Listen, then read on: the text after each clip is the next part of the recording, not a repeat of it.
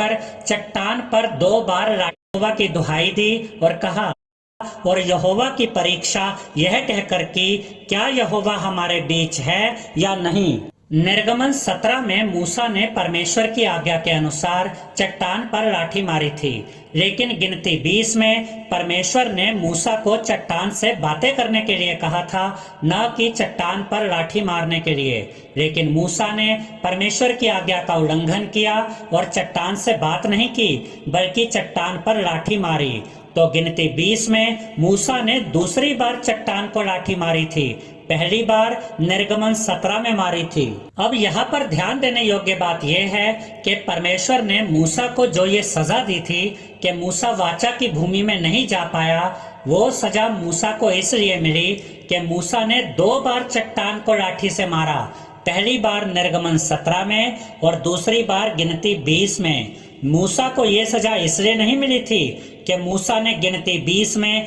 2 बार चट्टान को लाठी मारी। नए नियम में पहला कुरिन्थियों बताता है कि जंगल में जो चट्टान थी वह चट्टान यीशु मसीह को दिखाती है। पहला कुरिन्थियों 10 के 1 से 4 में पौलुस ने कहा, हे भाइयों, मैं नहीं चाहता कि तुम इस बात से अनजान रहो कि हमारे सब बाप दादे बादल के नीचे थे और सब के सब समुद्र के बीच से पार हो गए और सब ने बादल में और समुद्र में मूसा का बपतिस्मा लिया और सब ने एक ही आत्मिक भोजन किया और सब ने एक ही आत्मिक जल पिया, क्योंकि वे उस आत्मिक चट्टान से पीते थे जो उनके साथ साथ चलती थी और वह चट्टान मसीह था। निर्गमन 17 में जब परमेश्वर ने मूसा से चट्टान को लाठी मारने को कहा तो यह एक संकेत था यीशु मसीह का जो आने वाला था। परमेश्वर बता रहा था कि मसीहा आएगा जो हम सब का छुड़ाने वाला होगा, हम सब का उद्धार करता होगा। भजन संहिता और यशाया की पुस्तक में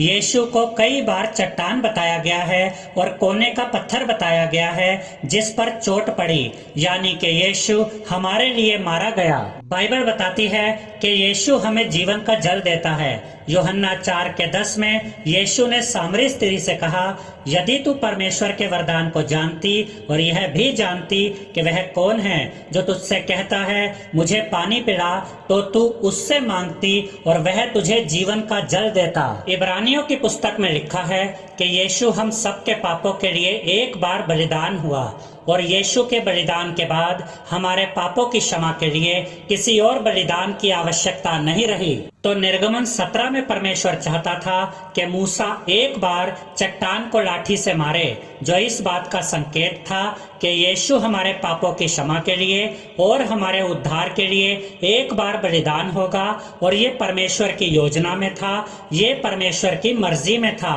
और ऐसा करके परमेश्वर ने यीशु की एक छवि बनाई कि यीशु क्या करेगा। बाद में गिनती 20 में परमेश्वर ने मूसा को आज्ञा दी थी कि मूसा चट्टान से बात करे, लेकिन जब मूसा ने दूसरी बार चट्टान को लाठी से मारा तो मूसा ने यीशु की उस छवि पर प्रहार किया जो छवि परमेश्वर ने निर्गमन 17 में बनाई थी। और अगर परमेश्वर मूसा को दंडित नहीं करता तो सभी मनुष्यों के मन में यीशु की गलत छवि बनती, और वो छवि ये होती कि हमारी चट्टान यानी कि हमारे प्रभु यीशु को हमारे उद्धार के लिए बार बार बलिदान देना पड़ता, और ये यीशु की गलत छवि होती, क्योंकि परमेश्वर की योजना में तो हमारे उद्धार के लिए यीशु को एक ही बार अपना बलिदान देना था क्रूस पर। परमेश्वर ने मूसा को सजा दी कि मूसा वाचा की भूमि में प्रवेश नहीं कर पाया, और परमेश्वर ने मूसा को यह सजा इसलिए दी कि हम सब यह समझ ले, यह जान ले कि हमारे पापों की क्षमा के लिए,